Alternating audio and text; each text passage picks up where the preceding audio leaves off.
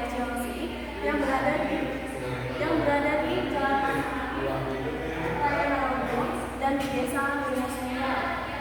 S1 Sulawesi ini juga memiliki 6 jurusan, salah satunya teknik logistik. Nah, teknik logistik ini merupakan jurusan pelatihan dari teknik pengendalian produksi yang dimana mempelajari mengenai perencanaan dan penerimaan aliran barang modal usaha yang harus berkaitan dan sesuai dengan tempat dan waktu yang sesuai. Selain itu juga mempelajari mengenai sistem informasi pergudangan.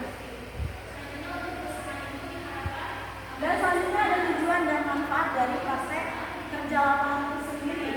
Yang tujuannya yang pertama adalah sebagai syarat kelulusan bagi siswa-siswi SMK Negeri 1 Chelsea program studi teknik logistik.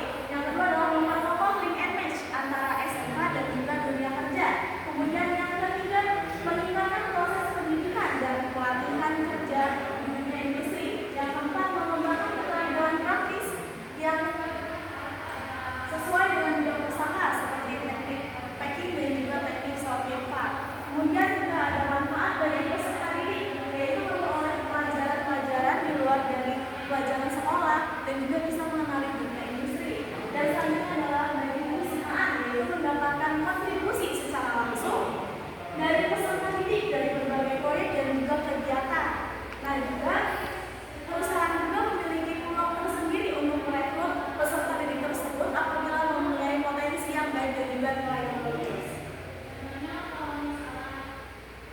Dan di sini saya sendiri PKL di PT Pusat Sumber Sejahtera selama 6 bulan dari periode tanggal 21 Juni sampai dengan 13 Desember. Nah, PT Pusat Sumber Sejahtera ini didirikan pada tanggal 5 Desember 2015 yang bertempatan di alamat Jalan Alternatif Cibubur, Kampung Pasar Lama, Gang Kancil RT 2 RW 1. Dan perusahaan ini bergerak di bidang jasa teknologi industri dan terdiri dari elektroplating dan juga EDP. Dan juga dimiliki perusahaan atas nama Pramudia Setiadi. Nah, perusahaan ini juga mempunyai visi, yaitu menjadikan perusahaan berdaya saing tinggi baik secara kualitas maupun kuantitas dan selalu memperhatikan customer satisfaction. Dan selanjutnya dengan misi pemberdayaan sumber daya manusia agar tenaga kerja menjadi tenaga kerja yang berdedikasi tinggi dan berkualitas tinggi secara berkesinambungan dan juga selalu mengedepankan kualitas menjadi prioritas dan selalu berusaha memberikan support delivery online.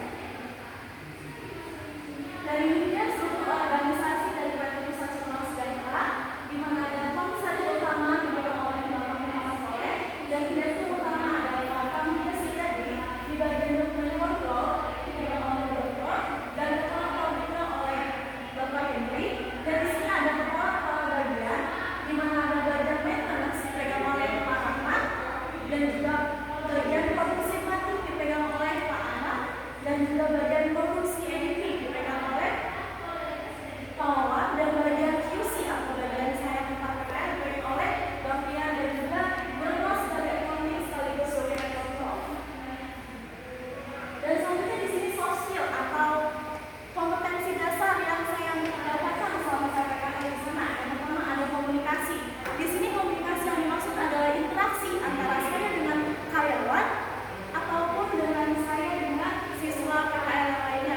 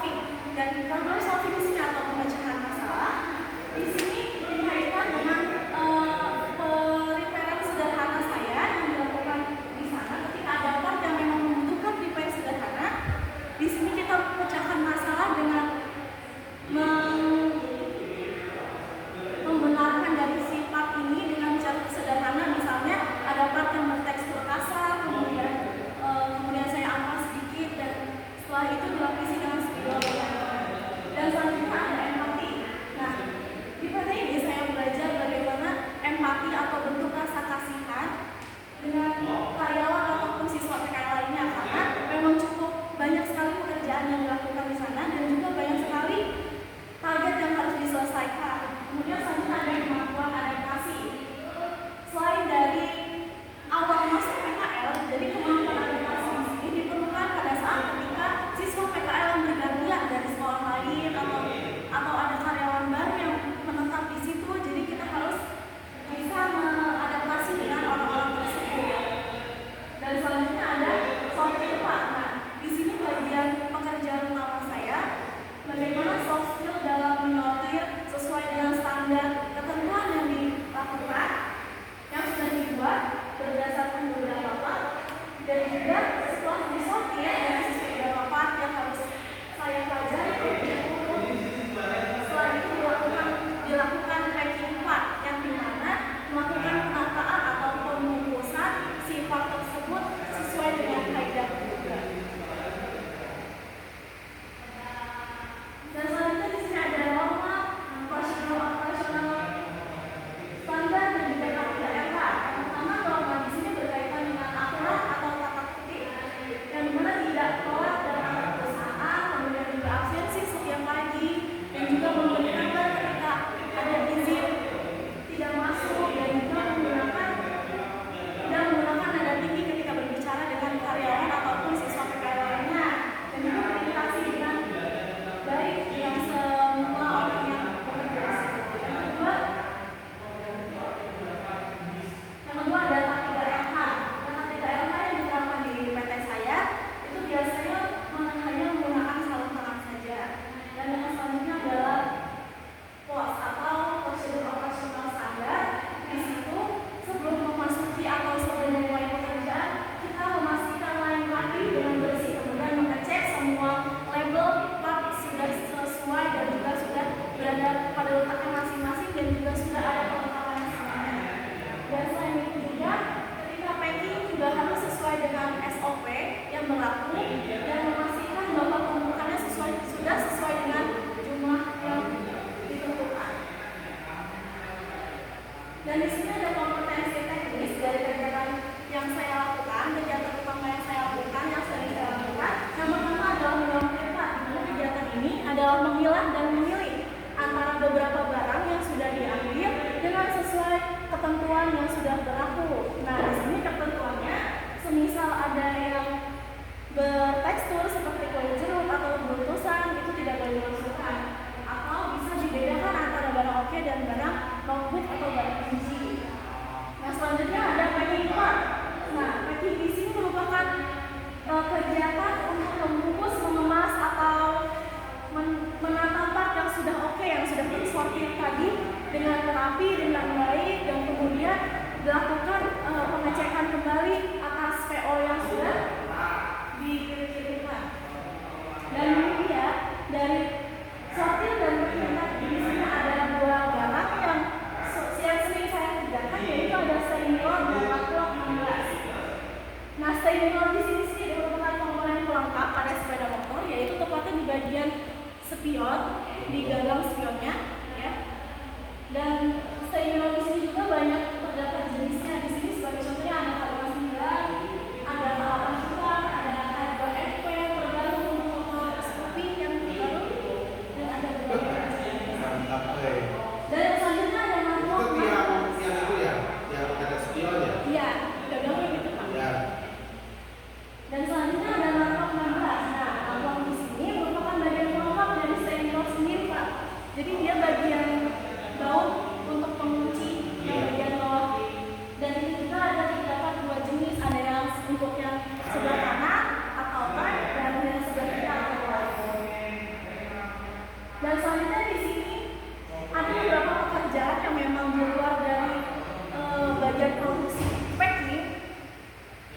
Selain itu saya menjelaskan alur bisnis dari perusahaan PT Nusa Cemara. Yang pertama ada barang mentah datang dari customer. Nah, bentuknya seperti tadi bisa sendiro atau naklok atau bisa ada baterai yang lainnya. Nah, di sini saya bertugas untuk mencatat pendataan masuk dari si barang masuk. Dicek antara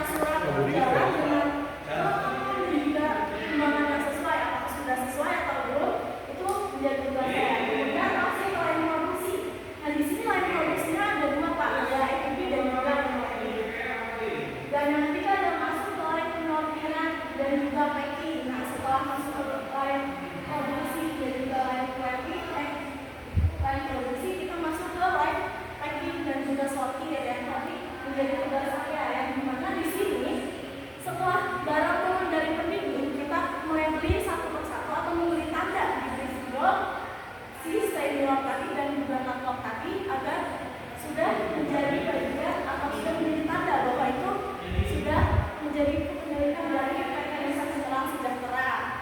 Dan yang selanjutnya adalah proses packing dan juga proses pengemasan. Nah, di proses packing ini ada yang menggunakan plastik, ada yang menggunakan box, ada juga yang menggunakan kertas sebagai tempat packingnya. Nah, kalau misalnya saya tadi di packing itu menggunakan box plastik dan dilapisi lapisannya itu sekitar 62 pieces stainless sesuai dengan jenisnya juga, dan kemudian dilapisi sampai ke 90. Dan kalau misalnya naklok tadi di packing menggunakan plastik dengan berat sekitar 6 kilo dan itu dengan jumlah 500 pieces. Dan selanjutnya adalah mengecek surat PO yang harus dikirimkan. Nah, di sini tugas saya juga untuk mengecek dari PT, karena kita ada 2 PT, ada PT Kos sama juga ada Rama. Di sini saya mengecek apa yang mereka butuhkan dan apa yang mereka targetkan untuk hari ini. Jadi di sini saya mengecek barang apa saja yang sudah ready dan juga barang apa saja yang belum ready. Nah, kemudian ketika semua target sudah dipenuhi dan sudah ready, langsung masuk ke penyiapan pengiriman sesuai PO. Dan di sini juga perlengkapan atas barang apa saja yang harus dikirim sesuai nama, jenis dan juga label barangnya. Dan kemudian saya berikan catatannya ke bagian accounting tadi yang dipegang oleh Bromo untuk dilakukan pembuatan surat edaran. Dan yang terakhir ketika surat edaran sudah selesai, dilakukan pengiriman ke customer. Nah, dari analisis tersebut di sini saya bisa membuat atau memikirkan beberapa perusahaan, peluang wirausaha yang berkaitan dengan tadi jasa PT Nusa Cemerlang kan berbidang di usaha jasa transformasi industri, yaitu bagian pengecatan atau pengecatan akhir. Dan di sini saya memikirkan dari produknya itu membuka penyiapan bahan baku catnya. Dan kemudian untuk harganya di sini disediakan per barangnya itu ada pengencer cat per liternya itu 30.000, dan kemudian ada alkit per liternya juga ada 150.000, dan kemudian ada epoxy itu per liternya sekitar 40.000, dan bimbo itu per kilogramnya ada 120.000, dan terakhir ada kita per liternya dijual dengan harga 35.000. Dan di situ untuk tempatnya di daerah Sulawesi, karena memang saya memikirkannya hanya untuk menjual atau menyediakan saja, jadi saya ambil dari distributor entah di wilayah yang sama ataupun di wilayah luar. Dan kemudian untuk promosinya bisa menggunakan media sosial ataupun memang sudah bekerja sama dengan perusahaan seperti PT Nusa Cemerlang Sejahtera tersebut, jadi bisa menjadi pemasok utama.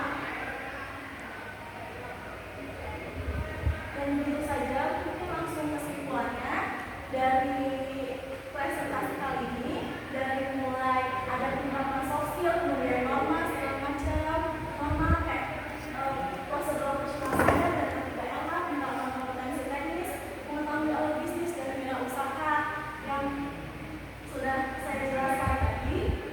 Jadi di sini saya mempunyai selama 6 bulan saya mempunyai beberapa manfaat dan juga beberapa pengalaman yang memang sangat baru yang saya ambil dari penerapan soft skill secara